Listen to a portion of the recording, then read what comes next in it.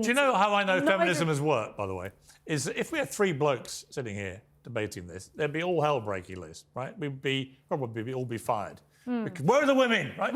No one is saying that because there are three women. Right, well, there you go. You're presenting the show, aren't you? That's fine. And you're a man, as far as I remember. Are you sitting there as a lesser mortal? No, but look, I'm just saying, you know, you are presenting the show, and so that's why there is... We have plenty of female presenters on this channel. But that's why there is an upset that there are three women on your panel. What do you think about this? See, here's my theory about why people like Andrew Tate have got such traction with young men. They all feel a little bit put upon. Yes, right. They feel like it's now a new culture. It's gone. The pendulum's gone too far, and that a lot of bad guys got done in with rightly by Me Too and Time's Up. But actually, this culture developed where all men are awful until they can prove otherwise, and young guys are like, gee, what do I do? Right. OK. It is hard to be a young man at the moment. There is enormous pressure on young men, but that's not because of feminism. Women have not caused that pressure to be put on young men. We've got a huge issue. I don't agree. I think a lot of radical feminists. So what do you think has caused it? What are you talking about? Radical feminists exist. I know you find this hard to believe. But what are radical feminists? We've been on here man-hating women who lead a charge to hate men. They do exist, these people. I mean, come on. How many of those do you really know? And you cannot say me. I'm conscious that I don't want to interrupt my fellow So feel free.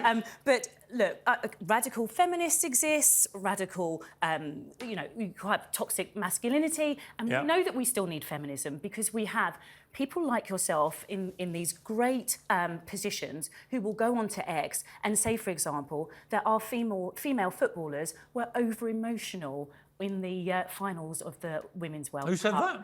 I didn't say that. I think you'll find over-emotional. I think you'll find you did. Why were they all blubbing? And so I didn't say over-emotional. What I said was that one of the lionesses... I think that was the quote. No, I said one of the lionesses shouldn't have won the BBC Sports Person of the Year this year. One of them won it last year when they won something. This year they got one for losing. I didn't get it. I'll send you across the article. Well, here's my truth about emoting. By the way, I don't like it when male footballers emote too much. I don't like the blubbing culture. Full stop. I'm a stiff upper lip guy, and I know it's gone out of fashion. I know I'm not allowed to be, but I like a stiff upper lip. I like the old way. I like the old Pathé news footage with people going, go, pull, get a grip, and we've got pull yourself together. Male suicide rate.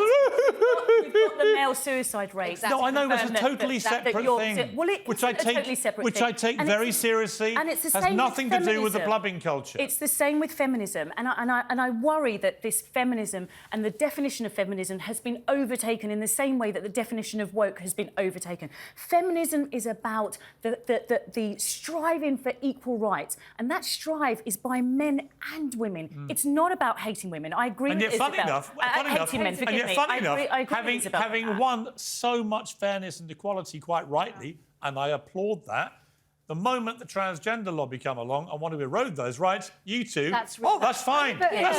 We'll give them all back. You must we'll give them all back, Isabel. Ava, I want to know, because you did acknowledge that it's extraordinarily hard to be a young man now. So what do you put that down to, if it isn't radical feminism? I would say a lot. I mean, if you look at some of the reports that are created by right-wing think tanks, a lot of that to do with the struggles of young men is to do with finance and it's to do with the economy. So you'll have poor white young men who are in areas who are defunded and they're not being offered mental health treatment, they're not being offered good teachers, they're not being offered, you know, good finance in good economy in their schools. Generation Z, we're talking about 16 and above, is my understanding. And we are, and I agree with Ava, we are in a world now where we're expecting these 16-year-olds, 18-year-olds, 21-year-olds to go into a place of work where work no longer pays. We are in a generation where we are... Why they're distressed. Of course it is. When you have a situation where you have a young male who is looking around and trying to understand,